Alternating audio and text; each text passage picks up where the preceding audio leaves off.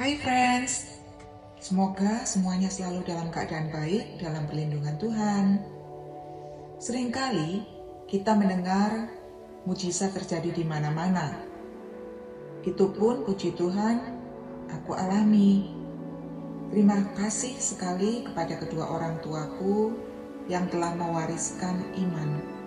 Sehingga dalam menghadapi segala masalah dalam hidupku, aku tetap selalu memuji dan berterima kasih bahwa Tuhan selalu baik dan terlalu baik dalam hidupku.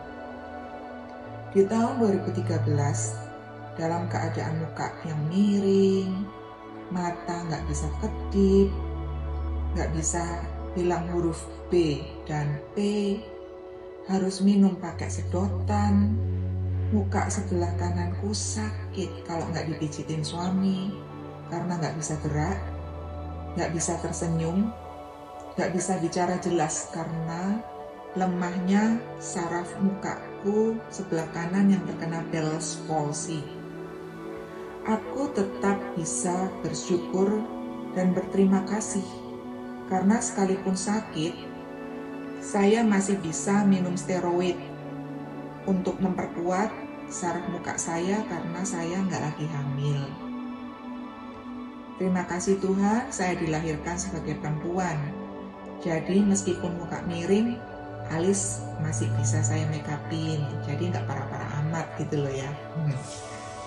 Saat itu, ada orang di gereja yang mau kecilkan hati saya. Bilang, adiknya juga kena itu, susah sembuh balik normal. Puji Tuhan, saya bisa benar-benar dipulihkan kembali normal. Kemudian di tahun 2015, saat aku divonis kena cervix cancer 2B, saya tetap bersyukur. Untung ketahuannya cepat, jadi masih bisa diobatin.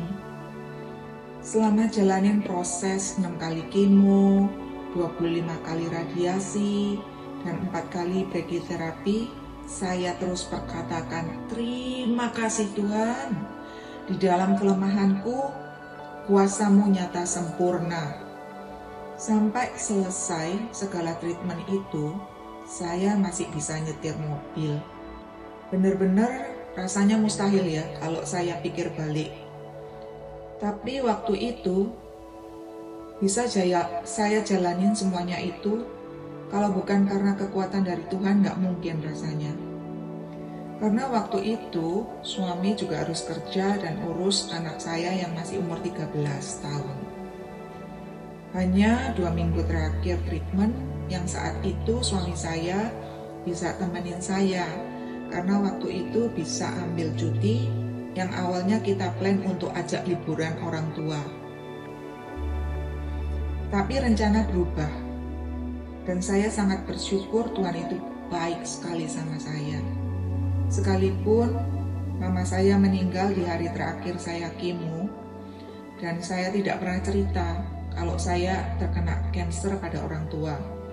Kebetulan di sini saya tinggal di luar negeri dan orang tua di Jakarta.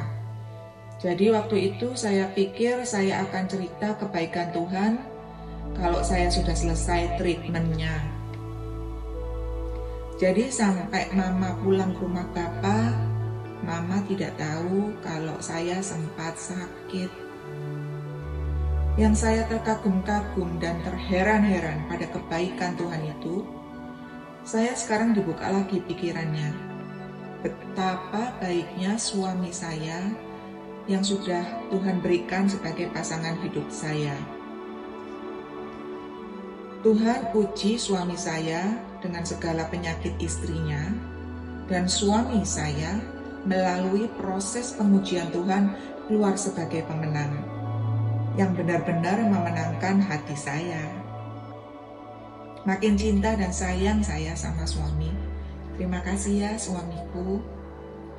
Dengan sakit-sakit yang saya alami, saya juga bisa bantu teman-teman dan orang sekitar saya yang minta saran apa yang sebaiknya dilakukan karena saya sudah melalui itu dulu. Dari sini saya benar-benar kagum dalam firman Tuhan di Pengkhotbah 3 ayat 11. Ia membuat segala sesuatu indah pada waktunya. Bahkan ia memberikan kekekalan dalam hati mereka. Tetapi manusia tidak dapat menyelami pekerjaan yang dilakukan Allah dari awal sampai akhir. Friends, apapun yang kita alami saat ini, semua itu sudah Tuhan ketahui, dan memang semuanya itu Tuhan izinkan. Semuanya itu terjadi untuk memberikan kekekalan dalam hati kita. Tidak mudah. Kalau teman-teman sulit bersyukur di saat tertekan, berjuang. Minta Tuhan yang kuatkan dan sertai kita terus. Tuhan mau kita jadi pemenang di dalam melakukan firman Tuhan. El Shaddai, amin.